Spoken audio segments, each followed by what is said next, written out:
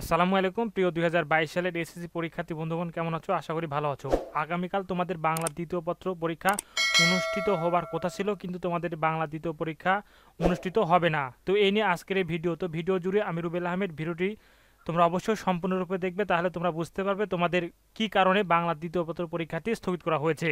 আমরা মাধ্যমিক উচ্চ মাধ্যমিক শিক্ষা বোর্ড যশোরের ওয়েবসাইটে তোমরা দেখতে পাচ্ছ, এখানে একটি নোটিশ হয়েছে যে 2022 সালের এসএসসি পরীক্ষা আবাসিক দ্বিতীয় পত্র, যার বিষয় কোড 102 বিষয়ে শুধুমাত্র বহু নির্বাচনী এমসিকিউ পরীক্ষা স্থগিত করা হয়েছে। তো আমরা নোটিশটি ইতিমধ্যে ডাউনলোড করে নিয়েছি। এখানে আমরা দেখতে পাচ্ছি যে মাধ্যমিক ও উচ্চ মাধ্যমিক শিক্ষা বোর্ড যশোর, শুধুমাত্র যশোর বোর্ডের এমসিকিউর পরীক্ষা স্থগিত করা হয়েছে। বিষয় 2022 সালের এসএসসি পরীক্ষা বাংলা আবাসিক দ্বিতীয় পত্র, যার বিষয় কোড 102 বিষয় পরীক্ষা গ্রহণ প্রসঙ্গে উপযুক্ত বিষয় জানানো যাচ্ছে যে অনিবার্য কারণবশত আগামী 17/9/2022 খ্রিস্টাব্দে তারিখ শনিবার অনুষ্ঠেয় বাংলা আবাসিক দ্বিতীয় পত্র 102 বিষয় কোডের বিষয়ের বহুনির্বাচনী এমসিকিউ পরীক্ষা স্থগিত করা হলো।